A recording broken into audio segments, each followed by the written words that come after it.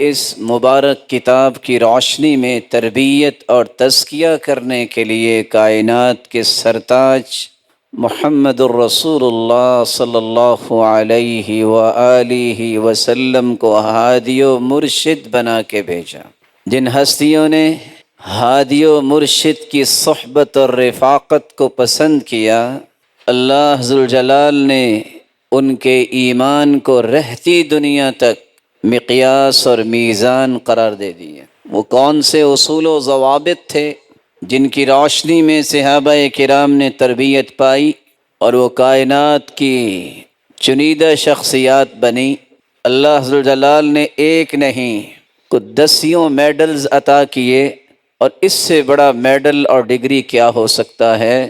رضی اللہ عنہم ورضوا عنہ، وہ اللہ ذوالجلال پہ راضی اور اللہ ذوالجلال ان پر راضی۔ ان اصول و ضوابط میں سے ایک ضابطہ اور اصول تربیت یہ تھا کہ رسول اللہ صلی اللہ علیہ وآلہ وسلم نے صحابہ کرام کو حق و باطل کی تمیز سکھائی، یہ بات سمجھائی کہ حق کس کو کہتے ہیں اور باطل کس کو کہتے ہیں، اور حق و باطل میں فرق کیسے کیا جاتا ہے۔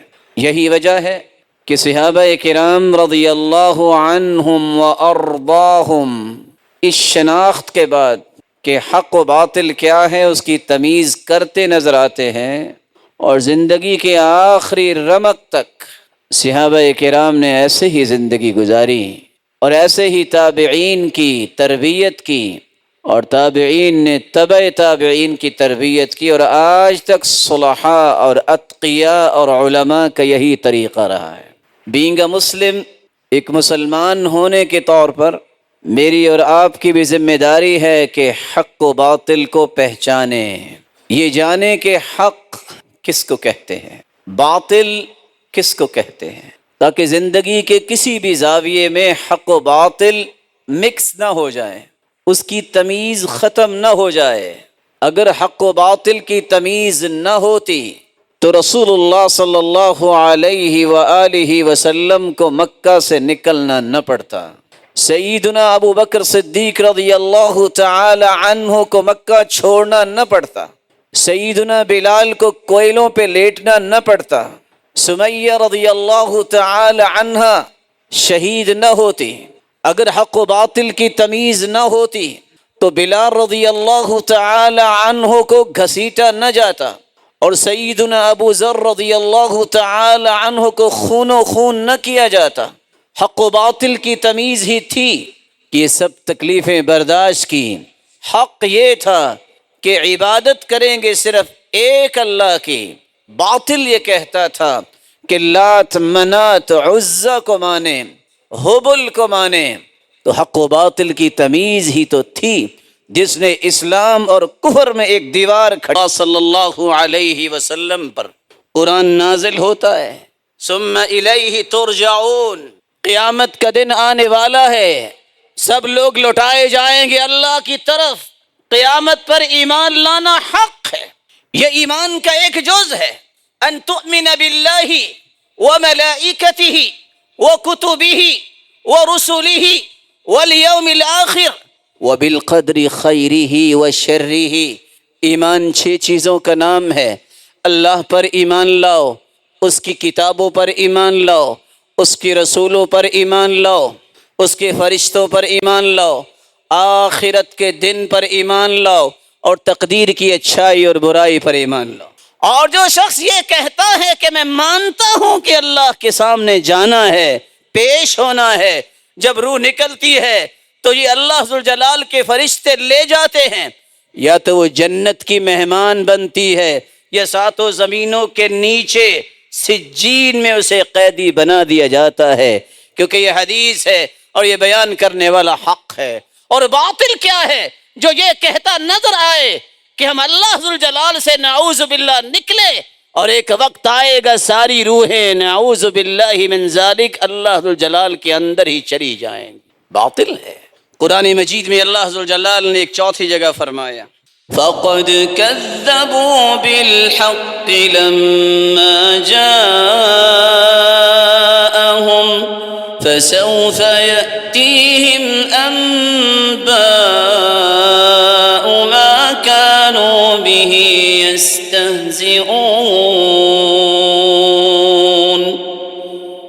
جن کے پاس قرآن آیا اور انہیں جھٹلا دیا، ان قریب ان کے پاس ایسی خبریں آئیں گی جو مذاق کیا کرتے تھے. حق یہ ہے کہ مانا جائے جس طرح قرآن نازل ہوا آج بھی موجود ہے، کیونکہ اس کے محافظ اللہ ذوالجلال ہیں.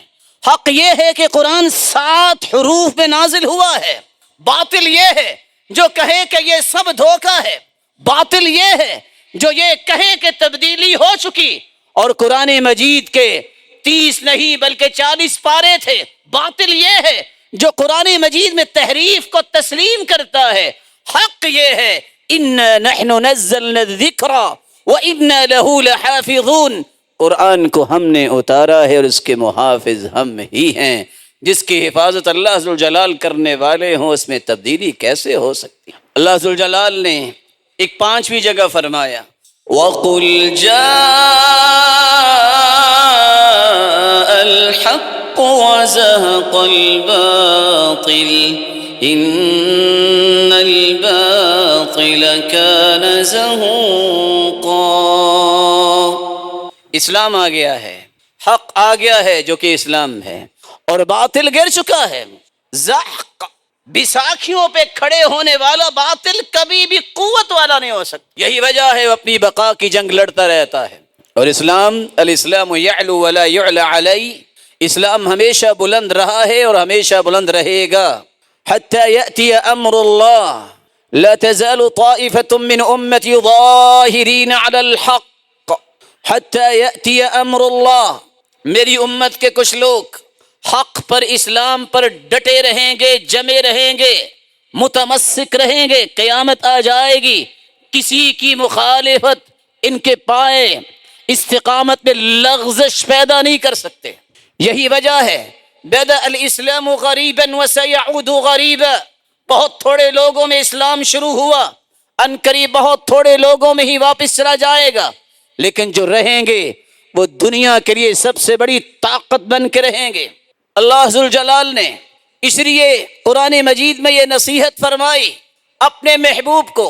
آج بھی اگر 7.5 ارب میں 6 ارب کافر ہیں، 1.5 ارب مسلمان ہیں، خوف ہے کافروں کو تو کن سے؟ مسلمانوں سے. کثرت، میجورٹی کسی بات کو حق کا لبادہ نہیں پہنا سکتی. حق وہ ہے جس کو اللہ نے حق کہا ہے. اس لیے فرمایا وَإِن تُطِعْ أَكْثَرَ مَنْ فِي الْأَرْضِ يُضِلُّوكَ عَنْ سَبِيلِ اللَّهِ. میرے محبوب اگر آپ لوگوں کی کثرت کو دیکھ کے ان کی اطاعت کریں گے تو آپ کو، یہ نص قطعی ہے وحدت الوجود کے بارے میں. کاش ان کو یہ سمجھ ہوتی کہ اللہ ذوالجلال کی ذات کے بارے میں معرفت ہوتی تو یہ الفاظ کہنے سے گریزہ رہتے. رسول اللہ صلی اللہ علیہ وسلم نے وحی کو بھی حق کہا ہے. جب رسول اللہ صلی اللہ علیہ وسلم غار حرا میں آتے عبادت کرنے کے لیے، سیدہ خدیجہ رضی اللہ تعالی عنہا ان کے لیے کھانے پینے کی اشیاء لے کر آتی تو فرماتی حتی جاءہ الحق وہو فی غار حرا. صحیح بخاری کی یہ روایت بتاتی ہے غار حرا میں تھے، اللہ کے رسول صلی اللہ علیہ وسلم، ان کے پاس حق آیا، وحی آئی. دنیا کے اندر حق وہ چیز ہے جس کو اللہ نے وحی بنا کے بھیجا. پوری کائنات کے فلاسفر، ڈاکٹرز، دانشور اکٹھے ہو کے ایک بات پہ اتفاق کر لے، وہ حق نہیں ہوگا اگر اس کا تذکرہ قرآن و حدیث میں نہیں ہے. کیونکہ حق اللہ نے وحی بنا کے بھیج دیا، حق اللہ کے رسول کی زبان پہ اللہ نے جاری کر دیا، حق ان 2 چیزوں میں ہی محصور کر دیا. اس لیے رسول اللہ صلی اللہ علیہ وآلہ وسلم نے امت کو بھی یہی سبق دیا تھا. ترکت فیکم امرین لن تضلوا ما تمسکتم بہما کتاب اللہ وسنت رسولہ صلی اللہ علیہ وسلم. میں 2 چیزیں تم میں چھوڑ کے جا رہا ہوں، ایک اللہ کی کتاب ہے، ایک اس کے رسول کی سنت ہے. جب تک ان 2 چیزوں کو تھامے رکھو گے کبھی گمراہ نہیں ہوگے. اور دوسری روایت کے الفاظ ہے تركت فيكم شيئين لن تضلوا ما تمسكتم بهما ولن يتفرقا حتى يرد علي الحوض. میں تم میں دو چیزیں چھوڑ کے جا رہا ہوں، ان کو مضبوطی سے تھام لینا، تھامے رکھو گے، میں حوض کوثر پہ تمہارا انتظار کروں گا. رسول اللہ صلی اللہ علیہ وآلہ وسلم نے فرمایا، صحیح مسلم کی روایت ہے، من رآنی فقد رأى الحق، جس نے مجھے خواب میں دیکھا وہ حق ہی دیکھے گا، وہ باطل کو نہیں دیکھ سکتا. لیکن دیکھے گا کون؟ جو سنت سے محبت کرنے والا ہے، توحید والا ہے. کیونکہ اللہ کے رسول نے فرمایا فإن الشیطان لا يتمثل بی، شیطان میری شکل و صورت اختیار نہیں کر سکتا. اللہ ذوالجلال نے جہاں حق کی وضاحت کی ہے وہاں قرآن مجید میں اس بات کو واضح کیا ہے کہ انبیاء علیہم الصلاۃ والسلام کی بعثت کا مقصد حق کی تعلیم و ترویج تھی. 1,24,000 پیغمبر آئے، ان کو حکم یہ تھا کہ حق کو پھیلانا ہے. كان الناس أمة واحدة فبعث الله النبيين مبشرين ومنذرين وأنزل معهم الكتاب بالحق ليحكم بين الناس فيما اختلفوا فيه. اللہ سبحانہ وتعالی نے انبیاء کو بھیجا، وہ خوشخبریاں بھی سناتے تھے، وہ قوم کو ڈرایا بھی کرتے تھے، اور ان کے ساتھ کتاب کو حق کے ساتھ بھیجا، اور حکم یہ تھا لِيَحْكُمَ بَيْنَ النَّاسِ فِيمَا اخْتَلَفُوا فِيهِ، جب بھی کبھی قوم میں اختلاف ہو جائے تو فیصلہ حق کے ساتھ کرنا. وَلَقَدْ بَعَثْنَا فِي كُلِّ أُمَّةٍ رَسُولًا أَنِ اعْبُدُوا اللَّهَ وَاجْتَنِبُوا الطَّاغُوتَ. انبیاء و رسل 1,24,000 پیغمبر، جن میں 315 رسول اور باقی انبیاء علیہم الصلاۃ والسلام تھے. سب کو ایک ہی حکم تھا کہ اپنی اپنی قوم کو حق کی دعوت دو. اور حق کیا ہے؟ صرف ایک اللہ کی عبادت کرو، باطل سے بچو. باطل کیا ہے؟ طاغوت سے بچ جاؤ، اور سب سے بڑا طاغوت شیطان ہے. یہ ہر نبی کی دعوت تھی، ہر نبی کی پکار تھی، یہ ہر نبی کی دعوت کا آغاز تھا. بلکہ اللہ ذوالجلال فرماتے ہیں انبیاء نے اپنی پوری زندگیاں حق کے لیے وقف کر دی. اس لیے اللہ ذوالجلال حکایت کرتے فرماتے ہیں حقیق علی الا اقول علی اللہ الا الحق قد جئتکم ببینۃ من ربکم فارسل معی بنی اسرائیل. موسیٰ علیہ الصلاۃ والسلام فرماتے ہیں حق یہی ہے کہ میں وہی بات کروں جو حق ہے. یہ انبیاء کا طریقہ ہے، وہ حق کو ہی پسند کرتے ہیں، حق کو ہی جاری کرتے ہیں، حق کی ہی دعوت دیتے ہیں. بلکہ رسول اللہ صلی اللہ علیہ وسلم پر قرآن نازل ہوتا ہے کہ حق کا التزام کرنے والا تو اللہ کے حکم کی تعمیل کرنے والا ہے. بلکہ رسول اللہ صلی اللہ علیہ وسلم نے بھی خود وصیتیں کی، نصیحتیں کی کہ حق کو نہ چھوڑنا.